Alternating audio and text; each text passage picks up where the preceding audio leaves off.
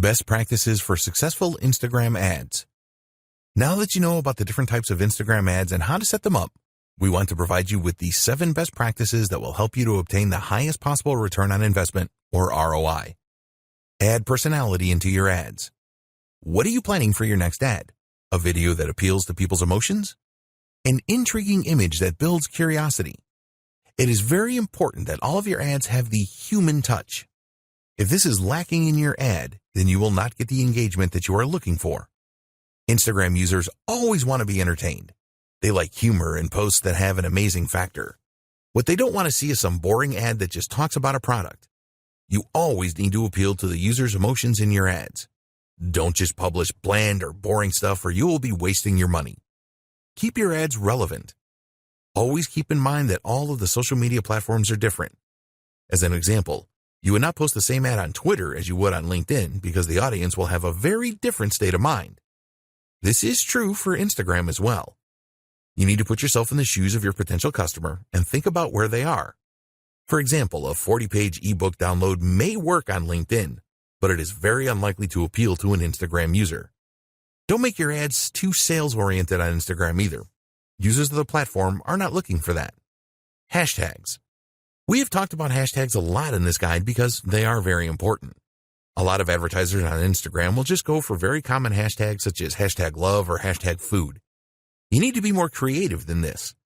Do some research to identify the hashtags that users are the most likely to search for when trying to find the content you are providing. Some people really overdo it with hashtags. They see that they can add 30, so they have to add 30. If you do this, then users will probably think that your ad looks really desperate, which is not a good thing. So, what is the ideal number of hashtags for an ad or a post? Well, a study of 65,000 posts found that 9 hashtags was the ideal number to generate the highest level of engagement. Also revealed in this study was that longer hashtags are often better performers than shorter ones. Contests.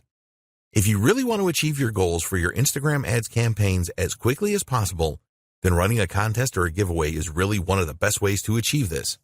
People just love free stuff and competitions. When you run a contest associated with your brand, you will excite your audience. A successful contest or giveaway will help you to grow your follower base, and you can really generate a buzz on the platform if you do this right. Be prepared to give away prizes of value. You can use your own products, which is the best way to go, or something else that you can use to brand your business. There are companies that sell branded giveaways such as USB sticks, and you can get a good deal on these if you buy in bulk. Post at the right times. You want to give your ads every chance of being seen by the most people in your target audience, and making your posts at the right time is the best way to achieve this. If you sign up to lifetime budgeting, you can use Instagram's ad schedule feature where you can specify on which days and at what times you want your ads to run.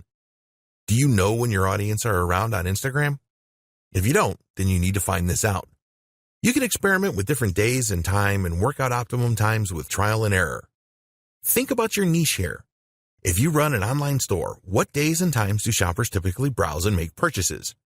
Look at your own website stats to see when you have traffic spikes, and use these as the basis for your posting schedule. Test with a couple of campaigns.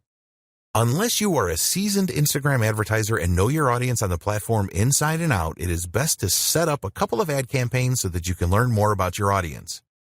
You want to find out the following. What kind of images will they respond to?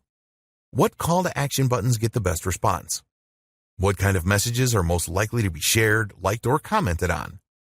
You can run campaigns on a small scale to find the answers to these questions. Don't measure these campaigns in terms of sales. This is a test of your audience so that you can plan a full-scale campaign that you are confident will deliver great results. Split testing.